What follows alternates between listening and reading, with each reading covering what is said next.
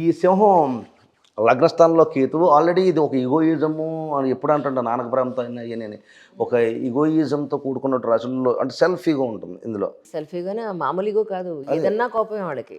నన్ను పాయింట్అవుట్ చేస్తావు అన్నట్టు ఉంటుంది వాళ్ళు. నేను అనే మాట ప్రతిబంధించడానికి ఎక్కువ అవకాశం, ఎందుకంటే సన్ రిప్రజెంట్ ఈగో.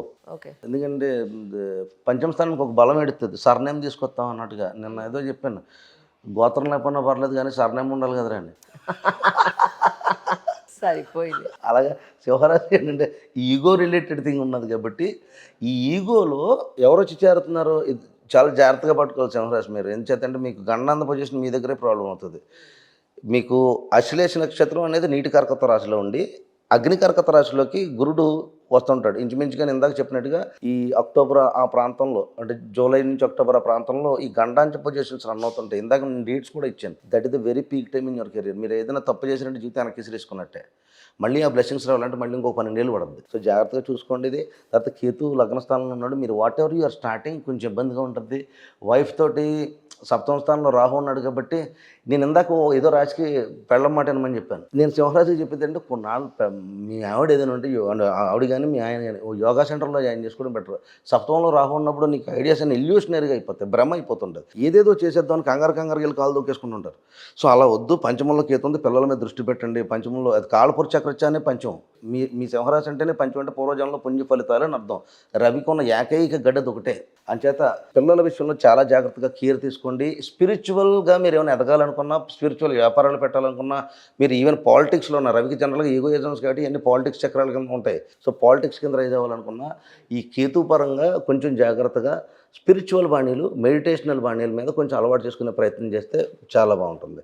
ఇకపోతే వీళ్ళకి 9వ స్థానంలో శని ఉన్నది. మీకు almost like 8th house Saturn కాబట్టి ఆరోగ్యం చాలా జాగ్రత్త సుమ. ఎస్పెషల్గా ఆరోగ్యం ఎవరి జాగ్రత్త, ఈ సింహరాశిలో ఉన్న వాళ్ళ నాన్నగారికి అని అర్థం. ఫాదర్స్, ఈ పేరెంట్స్ రిలేటెడ్ ఉన్నారు కదా, తల్లి పర్లేదు, ఎందుకంటే వ్యయస్థానంలో వీడు గురుడు ఉన్నాడు కదా, వెళ్ళండి కూడా. ఇందులో చిన్న మార్పు ఉంది. సింహరాశి వాళ్ళు ఎవరైనా ఉంటే వాళ్ళ మదర్స్ అంటే సింహరాశిలో పిల్లలు ఎవరైనా చదువుకున్న వాళ్ళు కానీ ఎవరైనా ఉన్నారనుకోండి, లేకపోతే పెళ్లి కాని వాళ్ళు, లేకపోతే పెళ్ళి అవ్వని వాళ్ళు, పెళ్ళికి వచ్చిన వాళ్ళు, వయసుకు వచ్చిన వాళ్ళు ఎవరంటే వాళ్ళ పేరెంట్స్, ప్రత్యేకించి తల్లి ఎక్కడ ఉంది, గురుడు కర్కాటక రాశిలో ఉచ్చస్థితి పొంది సంచరిస్తున్నాడు కాబట్టి తల్లి ఏ రకమైనటువంటి పూజలు పునస్కారాలు చేసుకుంటుందో వీళ్ళ అవన్నీ కూడా కలిసి వస్తాయి. ఇది గుర్తుపెట్టుకోవాల్సమ్మా. అంటే మనం బాగా చేయాలన్నమాట. Like that. అంటే వాట్ ఎవర్ యూ బ్లెస్, ఇక్కడ జూపిటర్ రిప్రజెంట్ బ్లెస్సింగ్ అని అర్థం. ఇట్ నాట్ అబౌట్ హోమాలు కాదు, ఇవన్నీ కాదు, పూజలు పునస్కారాలు అగరబత్తులు ఇవి కాదు. Only the devotion. What ever how you want be your kids ఎట్లా కావాలా, వాడికి ఇప్పుడు ఈగో ఉంటుంది సింహరాశిలో, వాడికి ఈగో పోవాలా, అది హ్యాస్ టు బి కామ్, వాడు కరెక్ట్ ప్రాపర్ థింకింగ్ పడాలా. మేము అందుకే ఎంత లాంగ్ జర్నీ ఉన్నా ఓం నమః శివాయ పెట్టుకుంటున్నాం. ఏం చిన్న తలుచుకుంటూనే ఉన్నాం. Something like that. ఈ సంవత్సరం ఏమన్నా ఇంట్లో పెట్టుకోండి, హంస రిలేటెడ్ ఫొటోస్ పెట్టుకోండి, ఈ కలువ పూలకు సంబంధించినవి పెట్టుకోండి. ఏదైనా ఆరాధన చేసినప్పుడు కలువ పూలతో ఆరాధించండి. పిల్లల కోసం ఎస్పెషల్గా, లేదా వివాహం కావాలనుకున్న వాళ్ళు కొంచెం కంట్రోలబిలిటీలో ఉండాలి. ఎందుకంటే రాహు రేజ్ చేస్తుంటాడు. సో రాహు సప్తమంలో ఉన్నప్పుడు చాలా రేజ్ అవుతుంటుంది కాబట్టి కొంచెం కంట్రోలబిలిటీలో ఉండండి. ఎవరైనా తల్లులు ఉంటే ప్రత్యేకించి ప్రార్థించే ప్రయత్నం చేయండి. నాన్నగారు జాగ్రత్త, ఆయన ఆరోగ్యాలు జాగ్రత్త, ఇవి కొంచెం ప్రిడామినెంట్గా తీసుకోండి. తర్వాత దూర ప్రాంతాల్లో ఎక్కడెక్కడికో కాశీ వెళ్ళిపోతాను, కాశీలో వెళ్ళిపోవడం మంచిదే, కానీ చాలాసార్లు అంటుంటాం బస్ తిరగబడిపోయింది అందరూ పోయారని, ఇలాంటివి చాలా ఉంటుంటాయి కాబట్టి అది జూన్ 2 నుంచి డిసెంబర్ 11 సాటర్న్ రెట్రోగ్రెషన్లో ఉంటాడు కాబట్టి, శని వక్రించి నడుస్తాడు కాబట్టి దూర ప్రయాణాలు కొంచెం మానుకునే ప్రయత్నించండి. వచ్చి ఏడాది తిరిగాను. శివయ్య ఎక్కడికి వెళ్ళిపోడు, శివయ్య అక్కడే ఉంటాడు. ఈలోగా శివయ్య దగ్గరికి మనం వెళ్ళిపోకూడదు కదా. సో ఈ సంవత్సరం అందరికి ఆల్ ఓవర్ గా ఎక్కువ దూర ప్రయాణాలు పెట్టుకోకండి. కొంచెం కంట్రోలబిలిటీలో ఉండడం మంచిది. అంటే ఈ ఏడాది అంటే డిసెంబర్ వరకే. After December things will be normal. సింహరాశి వాళ్ళకి ఇది సో కొంచెం లెంతీగా ఉన్నా సింహరాశికి చెప్పాల్సింది కాబట్టి చెప్పాల్సి వస్తుంది. ఎందుకంటే they has to take care. So జ్యోతిష్యం ప్రిపేర్ చేసి ప్రొటెక్ట్ చేస్తుంది కాబట్టి కొంచెం జాగ్రత్తగా ఉండండి. దూర ప్రయాణాలు మానేసుకోండి. ఈ సంవత్సరం కొంచెం పోస్ట్పోన్ చేసుకోండి. డిసెంబర్ 11వ తారీఖు తర్వాత పెట్టుకోవచ్చు మీరు, నో ప్రాబ్లం. నెక్స్ట్ కన్యారాశి. మామూలుగా కన్యారాశి ఎప్పుడు ఏదో రకంగా వైశేషిక ఆనందం అంటాం కదా, ఎందుకంటే శుక్రుడు నేర్చబడి ఉంటాడు, వివాహాలు దొబ్బేసి ఉంటాయి, డివర్స్ ప్రాబ్లమ్స్ ఉంటాయి. సో ఒకటి కాదు. సో కన్యారాశి అంటే కొంచెం కుదుపుతుంటుంది, అనారోగ్యాలు ఉంటాయి, ప్రైవేట్ ఆర్గన్ ప్రాబ్లమ్స్ ఉంటాయి, మ్యాక్సిమం అవన్నీ కొన్ని ఇబ్బందిగా ఉంటాయి. నవ్వుతా చెప్తున్నాను కాదు కానీ డోంట్ టేక్ యాస్ట్రాలజీ సీరియస్గా తీసేసుకోకే, ఒంటికి రాసేసుకోక ఈ బూదిలాగా. కొంచెం సరదాగా మాట్లాడుకుంటే, ఇంట్లో మనుషులో మాట్లాడుకుంటే తగ్గుతుంది.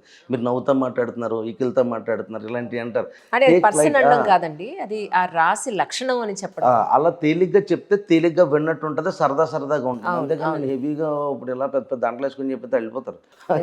సో సప్తమంలో శని ఉన్నాడు, శని ఇంచుమించుగా వక్రించి నడుస్తున్నాడు, మీకు వాచిపోతుంది.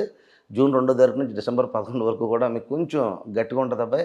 సో చాలా జాగ్రత్తగా ప్లాన్ చేసుకోండి. ప్లానింగ్ అనేది ఏది వ్యాపారాలు మీకు వ్యాపార పిచ్చి ఉంటుంది, కమిషన్స్ తిప్పేద్దాం, వడ్డీలు తిప్పేద్దాం, ఫైనాన్స్ చేసేద్దాం, ఇక్కడ నుంచి అక్కడ తీసుకొచ్చి ఏదో పెట్టేద్దాం, ఈ ఉంటుంది. సో దీనికి సంబంధించి వ్యాపారాలు చేసేటప్పుడు చాలా ఒళ్ళు దగ్గర రెడీ చేయాలి. గొప్పని కమిట్మెంట్లు అవి చేయకూడదు ఈ సంవత్సరం. తర్వాత వివాహం కాని వాళ్ళకి వివాహం చేసుకునేటట్టు చాలా అసలు మామూలుగా మీ రాశిలోనే శుక్రుడు నచ్చపడతాడని మీకు వివాహ ప్రాబ్లమ్స్ ఉంటాయి కాబట్టి, సప్తమ స్థానంలో శని సంచారం అంటే కొంచెం వక్రించిన శని, ఇది గుర్తుపెట్టుకోవాలి. షష్టమాధిపతి, పంచమాధిపతి అంటే ప్రేమ, షష్టమాధిపతి అంటే డెప్ట్స్, రుణానికి సంబంధించి, డిసీజులకు సంబంధించి, గొడవలకు సంబంధించింది కదా.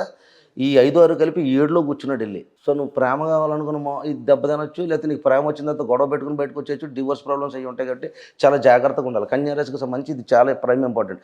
ఇక మీకు కావాల్సిన చతుర్థ స్థానం అధిపతి లాభస్థానంలో ఉన్నాడు కాబట్టి మీ ప్రాపర్టీ అప్పులు తీరిపోతాయి, 8 బ్యాంకులో తెచ్చిన లోన్లు తీరిపోతాయి, ఇవన్నీ బాగానే జరుగుతాయి. కొత్త ఇల్లు కట్టుకోవడానికి అవకాశం కుదురుతుంది, చాలా ఆలోచించాలి.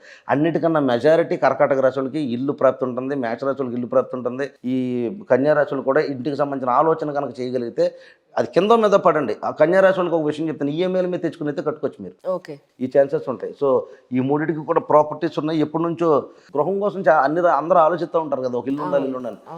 ఆ రకంగా ఇదైతే మాత్రం ఇలా సరిపోతుంది. కన్యా రాశులకు ఒక బెనిఫిట్ ఒకటి ఉంది, ఇల్లు ఆల్రెడీ ఉందనుకో, ఏదైనా మంచి ఇల్లు అపార్ట్మెంట్లు అవి తీసుకుని రెంట్లకి అయ్యి ఇచ్చి రెంట్ల మీద బతుకుదాం అనుకున్న ఆలోచనలు అవి ఉంటాయి కదా మీకు, అలాంటివి కూడా చేయొచ్చు. సో నేను అనేది అండి, ఈ సంవత్సరం కొంతమంది ఇన్వెస్ట్మెంట్ రిలేటెడ్లో స్టాక్స్ జోలికి వెళ్ళడం కొంచెం ఈ కన్యా రాశులు కరెక్ట్ కాదు, కొంచెం ఆచితూ చెల్లాలి. తర్వాత మీకు 1000 స్థానంలో కేతు ఉన్నాడు, 1000 స్థానంలో కేతు ఉంటే పోతే డైరెక్ట్ భగవంతుడు అనుకుంటున్నారేమో, అంత సినిమా లేదు. 1000 స్థానంలో కేతు ఉన్నప్పుడు పోయేటప్పుడు తెలిసిపోతావు, అది చాలా కష్టం. పోయేటప్పుడు తెలియకుండా పోయావనుకో అది మంచి శోభే, తెలిసిపోయావు అనుకో దాని శోభ మామూలు శోభ కాదు. దాని చేత కొంచెం జాగ్రత్త వహించడంలో, జాగ్రత్త అంటే కేతు వచ్చినప్పుడల్లా భగవంత్ స్మరణ చేసుకోవడం అని అర్థం. మీరు ఎవరు స్మరణ చేసుకోవాలా, రవికి ఆరోగ్యప్రదత, మీకు లేనిదేంటి ఆరోగ్యమే ఉండదు. అయ్యో, అంచేత ఆరోగ్యం కన్యారాశి కంటే జనరల్గా ఆరోగ్యం ఇబ్బంది ఉంటుంది. కన్యారాశి ఒకటి, భరణి నక్షత్రాలు, అనురాధలు, ఇవన్నీ కూడా హెల్త్ ఇష్యూస్ ఉంటాయి. సో ఈ హెల్త్ ఇష్యూస్కి సంబంధించి కొంచెం జాగ్రత్తగా మీరు భగవంతుడి దయ అంటే ఎస్పెషల్లీ లైక్ రవి భగవాను ఎక్కువ ఆరాధించడం ప్రారంభించుకుంటే కొంతవరకు రిలీఫ్ దొరుకుతుంది ఈ ఏడాది అయితే. నెక్స్ట్ తుల, ఎప్పటి నుంచో ఈ తులారాశి ఆల్రెడీ చెప్పాను కదా, ఇదేమో ఫాదర్ లేను ఇవన్నీ కొంచెం సింగిల్ పేరెంట్ లైఫ్లో తులారాశి ఒకటి ఉంటుంది అని చెప్తూ వస్తుంటాం. దీనికి తులారాశికి వచ్చినప్పటికి దీనికి కూడా షష్టమంలో శని సంచారాలు ఇవి జరగడం వల్ల ఏమవుతుందంటే, నువ్వు ఏదైతే చేయాలనుకుంటున్నావో నీ తపన ఏదైతే ఉందో, 6th హౌస్ బ్రింగ్స్ కరేజ్ అని కూడా అంటాం కదా, నీ తపన ఏదైతే ఉన్నదో ఆ తపన డిలే అయిపోతుంది, డైల్యూట్ అయిపోతుంది. నీకు పాజిటివ్ పాయింట్ ఎక్కడున్నది, నీకు ఎక్కడో 9వ స్థానం for example like oh 10th హౌస్లో గురుడు ఉన్నాడు కాబట్టి ఉద్యోగం కోసం ఎవడైతే తీవ్రంగా పుష్ చేసేసుకుంటున్నాడో, గవర్నమెంట్ జాబుల కోసం తులారాశులు ఎగిరెగిరి ఎడుతారు. ఎందుకో తెలుసా, రవి ఇందులోనే నేర్చబడతాడు. మిగతా వాళ్ళు ఏదైతే ఇది చేసుకుందాం లేరా, కింద మీద పడదాం, ఈ జాబ్ అంతగా ట్రై చేసుకుందాం, ఈలోకి గవర్నమెంట్ రాసుకుందాం, ఏదో ఇది జస్ట్ మీరు అలా కాదు, గవర్నమెంట్ జాబే కావాలని కూర్చుంటారు కాబట్టి అలాంటి జాబ్ కావాలనుకున్నప్పుడు మీకు ఈ సంవత్సరం this very best and prime time. ఈ సంవత్సరం పుస్తకం దగ్గర పెట్టుకోండి, చదువుకోండి, టైం పాడు చేయకండి. మీకు వచ్చిన ప్రాబ్లం ఏంటంటే తులారాశితో చెప్పిందేనో నువ్వు ప్రాబ్లం ఏది, ఇంట్లో చెప్పిన మాట అసలేనో, తల్లి చెప్పిందేనో, తండ్రి చాలా మందికి సగం ఉంటాడు, సగం ఉండకుండా పోతాడు తులారాశిలో. కొంతమందికి తల్లిదండ్రులు ఉంటారు, కొంతమంది తండ్రులు ఉంటారు. తండ్రి ఒకవేళ ఉన్నా వాడితో ప్రేమ ఉండదు, అడిగే అబ్రాడ్లోనే ఉంటుంటాడు, ఇది వాడే వాయిస్ కాల్లో వీడియో కాల్లో మాట్లాడుతుంటాడు. సో గైడెన్స్ ఉండి సావదని అర్థం. సో ఈ స్వాతి నక్షత్రాలు ఈ కాంబినేషన్ తులారాశికి వచ్చినప్పుడు కొంచెం మీ అంతటా మీరుగా కాన్సన్ట్రేషన్ చేసుకోగలిగితే ఈ సంవత్సరం నీ లైఫ్ తిరగరాసినట్టే. నీకు గవర్నమెంట్ జాబ్ వచ్చి తీరుతుంది, ఇల్లు కట్టుకునే అవకాశం ఉంటుంది. అసలు ముందు తల్లిదండ్రులని నువ్వు చాలా కళలు కనేస్తారు. తులారాశులు కళలు ఎక్కువ ఉంటాయి, అందరినీ బాగా చూసుకోవాలని ఒక కళ ఉంటుంది, అంటే ప్రైడ్, అంటే నేను ఇది సాధించానని చూపించే ఒక ప్రైడ్నెస్ ఉంటుంది కదా. నువ్వు అలా సాధించి చూపించాలని ప్రైడ్నెస్ కావాలనుకుంటే ఈ సంవత్సరం పుస్తకం పట్టుకుని చదువుకో.